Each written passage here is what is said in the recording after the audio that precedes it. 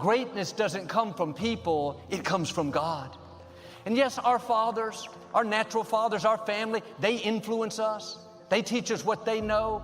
But your gifts, talents, courage, favor, it comes from your Heavenly Father.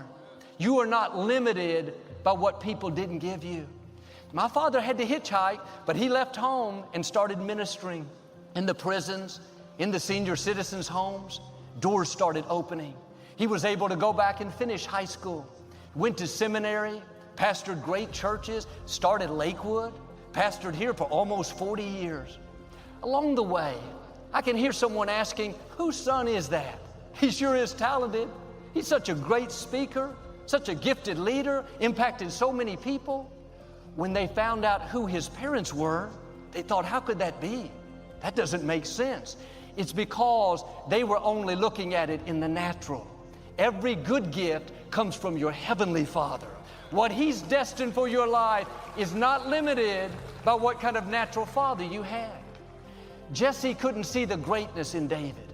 My grandfather couldn't see the greatness in my father. But just because they didn't see it, that didn't stop it from coming to pass. I hope you had a great father like I did, loving, kind, empowering, a father that pushed you further, helped you to be confident and secure. But even if you didn't, you're still going to do great things. You're still going to leave your mark. Maybe your father was like Jesse. He didn't believe in you, or he wasn't around. He talked down to you. When you think of your father, it's not a fond memory. It's a source of pain and disappointment. Perhaps he was like my father's dad. He meant well, but he told my father what he couldn't accomplish, how he was going to fail. What I want you to see is that is not going to stop your destiny. Your Heavenly Father overrides what people do. Your greatness doesn't come from your natural bloodline, from your lineage. It comes from your Father in heaven. What He's spoken over your life will come to pass. Tell me about your father. Well, he was so busy, Joel. He didn't have time for me. He discouraged me. He was loving, but man, he had some rough edges. I don't mean that, Father. Tell me about your Heavenly Father. He spoke worlds into existence. He flung stars into space. He fearfully and wonderfully made you. He said you're a masterpiece. He's equipped you, empowered you, anointed you. He put seeds of greatness in you. He calls you a history maker, a giant killer, a world changer. Whether your natural father was great or not so great, whether you have fond memories or not so fond memories, when you recognize who your Heavenly Father is, that He is the giver of all good gifts, that means if your father was loving, kind, talented, generous, that all came from our Heavenly Father. Maybe it was just the opposite. Then despite what's in your natural bloodline, despite the dysfunction, the limitation, you'll be the exception. You'll defeat giants. You'll accomplish dreams. You'll become all you were created to be. In my grandparents' defense, they had no history of leadership. They didn't know how to train my father to become a pastor. They had never experienced abundance, more than enough influence. No wonder they couldn't see it. It was foreign to them. Don't fault people that can't see what you can see. God will put things in your spirit that your parents, your relatives, people around you can't fathom. It's too big, too great, too influential. They can't comprehend it. They've never seen it.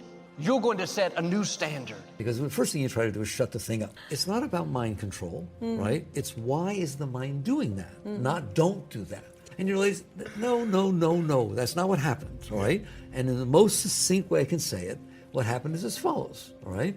But what we do, because we don't want to have the experience, is we try to push it away. We try to control it so it doesn't come all the way into us. And it seems natural. Like if somebody took a swing at you, you'd put your arm up. Yes. And where I went was very different than others, is instead of trying to seek that beautiful feeling, I tried to see why I don't feel that beautiful feeling. And I started working with, okay, the world keeps changing, right? And what you're looking for is the experience. And so I was very young, in my early 20s. Yeah. Not that money has to turn on, nothing wrong with those things, right? But you have the right to turn on the faucet and then have fun doing those things instead of needing those things in order to get the energy flowing, right? Instead of being a party pooper. It took me a long time to actually clearly see what was going on.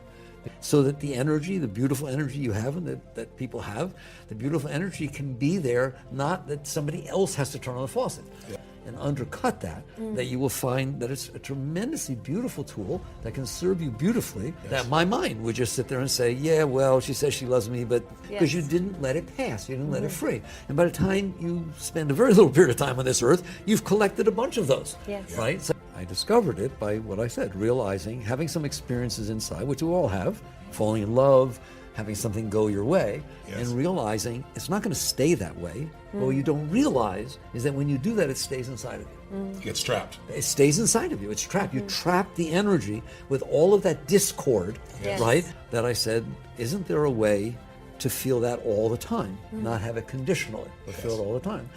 And you said, I need a moment. You said, I'm okay now. No, you're not. You pushed it back down, okay?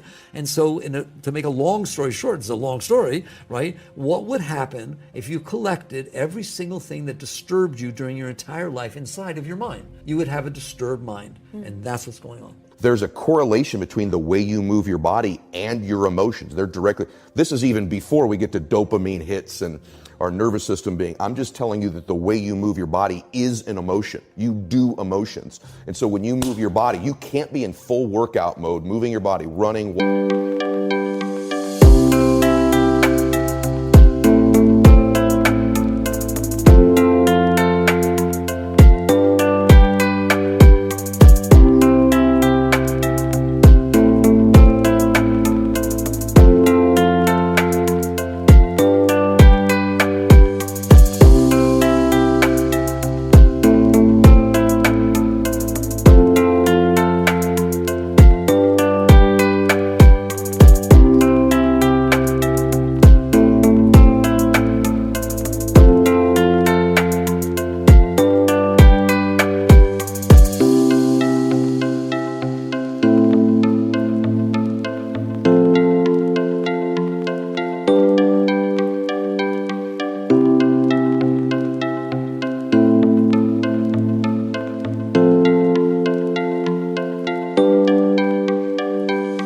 Walking, jumping jacks, jump rope, and be depressed. They don't go together simultaneously because your body doesn't get the connection. I'm moving like I'm joyful. I'm moving like I'm having sex. I'm moving like I'm happy. These are all joyful states. You can't be depressed simultaneously. So the quickest way to change our behavior, our emotions, and our state is with our body. So identity is the governor on our lives. It's the invisible force that no one understands. And once they do understand and get a hold of it, their life can change. And so not only if you don't get a hold of this, will these outward conditions of your life keep being exactly the same, but you could behave differently. You could do all the working out. You could be thinking great thoughts, but you are going to get out of your life. You're going to be the most powerful force in the world, I think, is to be consistent with the concepts, ideas, and worth that you hold for yourself. You will get that out of your life, what you will tolerate. Okay. The deeper part of that is identity. And so identity is very much like a thermostat sitting on a wall, right? This is important. Once that temperature is set at a certain degree, everything in the world externally can hit it, and you will find a way to get that temperature. So even in this house, let's say it's set at 80 degrees. If we opened up all the doors and cold air, just the worst things in life, the blizzard of life came in, the thermostat will kick the heater on and it will regulate this room back to 80 degrees. The reverse is also true. It's a super hot day. Great things are happening in your life. It's getting hotter and hotter and hotter. If you're at 80 degrees, that internal thermostat will find a way over a window of time to cool your life right back down to 80 degrees again. So the key, the secret key, is to be able to shift that identity. 90, 100, 120. So some of the ways, strategies to do that are very simple. One is let's just say financially, you're a 200 degreer and I'm an 80 degreer. If I'm in your proximity over and over and over and over again, you will heat my identity up somewhere in between mine and yours to 150 degrees. Same in fitness, same in everything. So the more you can layer in multiple people, the stronger and stronger that force.